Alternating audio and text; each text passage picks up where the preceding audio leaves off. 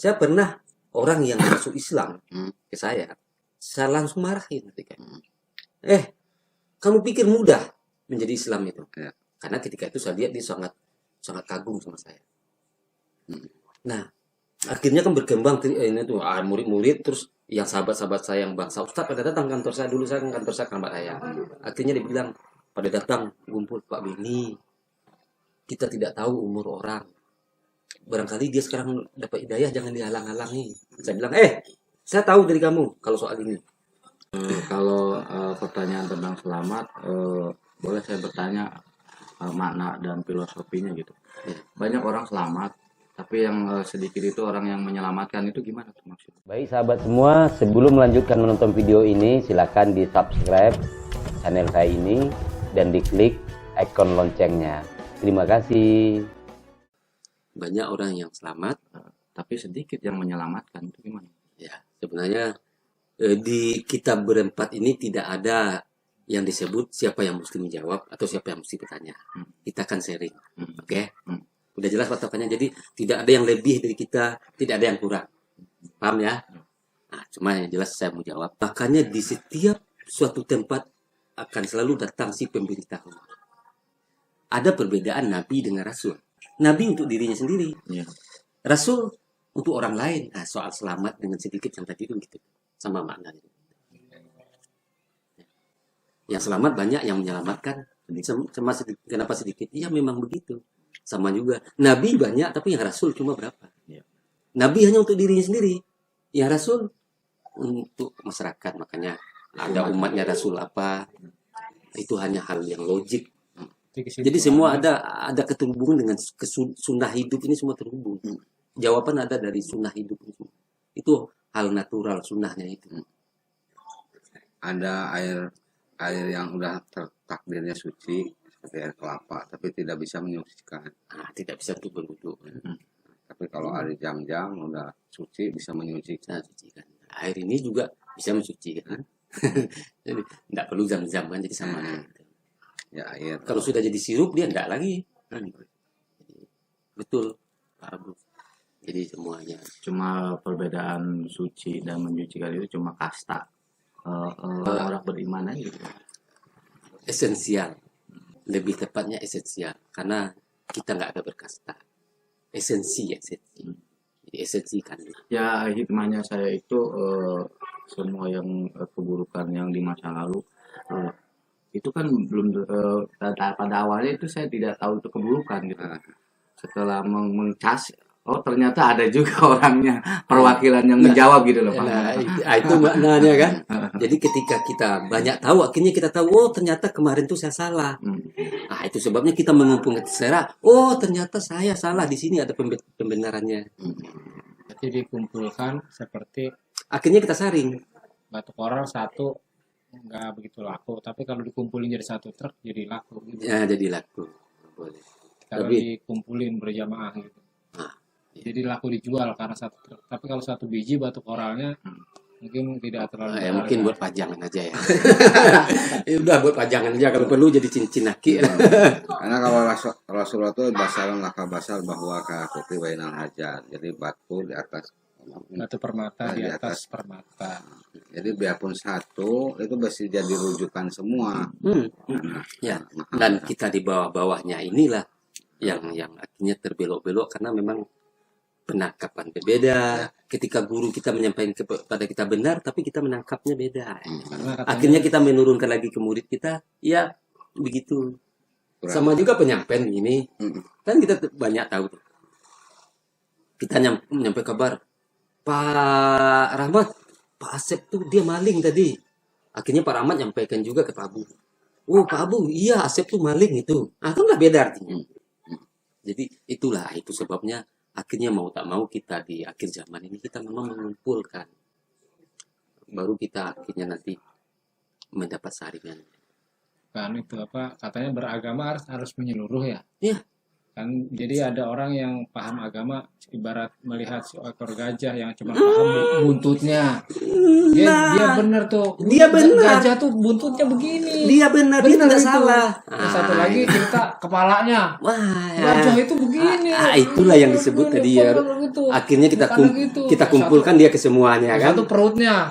Gajah itu bukan kepalanya begini, Pintar ya, Pak begini, Ahmad. ini kakinya begini. Padahal itunya benar semua. Benar Cuma semua. karena tidak menyeluruh. Karena tidak membentuk puzzle yang utuh. Jadi Menyeluruh. kita yang di ujung itu memang tak harus mau tidak mau memang kita kumpulkan. Ya, jangan kita oh iya kecil panjang jangan gitu kan. Yang ini kan berdebat gini, buntutnya tuh gini kan, Dia tidak tuh salah. gini. Dia benar. Gitu. Yang ini enggak bukan panjang, ini lebar kok kupingnya gini. Nah, kalau kita sudah mengumpul semuanya baru kita bisa mendamaikan dia. Itu mukmin itu. Itu satu yang benar itu. Nah, kamu benar. Kamu juga benar. Tapi itu perutnya. Itu ekornya. Keseluruhannya dia ada ekor, ada perut, ada kaki, ada kepala, ada telinga. Iya. Kalau pemahaman yang Gitu. dibawa ke sana ya bagus karena itu kan konsep belajar ya Pak. Ya. Konsep mengumpulkan kebanyakan orang kan konsepnya ego. Enggak, kita tak bicara orang. Kita berbicara bagaimana kita menemukan cara yang benar. Itu kita tak bicara orang. Karena kalau kita berbicara orang lagi, kita tidak akan mendapat apa-apa. Kan banyak orang nih. Orang-orang kita juga banyak belajar agama bukan untuk dirinya, tapi untuk menyalahin orang. Enggak boleh. Ya kan? Maka kalau di tingkatan udah begini, sana ngomong begini, dia nggak langsung emosi. Oh, Enggak, dia baru enggak. segitu kan. Iya. Yang itu ngomong gini, oh baru segini. Tapi kalau yang masih tadi, lu tuh baca surat tuh Nah, langsung sujud, kecuali langsung berdiri. sesuatu yang merusak akidah, Ya. kita sebagai muslim wajib menegur. Karena akidah Rusak. itu sangat penting. Gitu. Jadi itu sebabnya, dan makanya kalau dalam dunia media sosial saya jadi keras soal akidah itu kan, akhirnya tersentil lah siapa kan. Nah, karena saya lakukan hanya karena Allah, jadi bukan karena dibully. Saya siap saja dibully kan bagi orang yang tidak mengerti. Apalah artinya orang tidak mengerti. Tapi kebanyakan orang begini kan merubah kebiasaan orang itu kan sulit, apalagi merubah kebiasaan diri sendiri. Kebanyakan kan orang anu anak ya. Ya. Bahwa dia itu pengemban tugas atau amanah, tapi karena tadi urusannya ya tahta, wanita, harta, ilmu ya, kelebihan ilmu, sehingga ya tadi orang itu bodoh, pinter, cerdik gitu kan, cerdas, licik, tastis gitu. Kalau saya bilang ke Pak Ahmad atau yang dekat-dekat saya, nggak usah pinter-pinter, yang penting kalau bodoh ya ngerti, kalau pinter ya ngerti, udah cukup dari ngerti belajar bener itu aja. Betul. Jadi sebenarnya yang penting kesimpulan itu adalah dimulai dari diri sendiri. Sehingga kita tidak perlu membicarakan orang. Merubah orang tidak bisa. Tapi kalau kita menjadi pribadi yang akhirnya orang contoh, oh ini kayaknya betul-betul gambaran Islam ya, akhirnya orang contoh. Kenapa baginda Nabi sukses membesarkan Islam itu? Karena menjadi contoh, menjadi suri tauladan. Nah, kalau kita ini, makanya Pak Abu tadi bicara orang ya, karena tidak akan pernah habisnya kita bicara orang. Yang penting itu adalah suri tauladan. Jadi nggak ada selain kita mulai di diri sendiri. Kita tidak akan bisa merubah orang. Sedangkan paman Nabi saja, nah padahal dia sayang kepada baginda Nabi, Nabi juga sayang. Jadi ini kita contoh, dengan contoh kita akhirnya orang mengikuti kita, meniru kita. Saya pernah orang yang masuk Islam ke saya langsung marahin ketika. Jadi ada murid sampai sekarang Islam. Kamu pikir mudah menjadi Islam itu? Ya. Karena ketika itu saya lihat dia sangat kagum sama saya.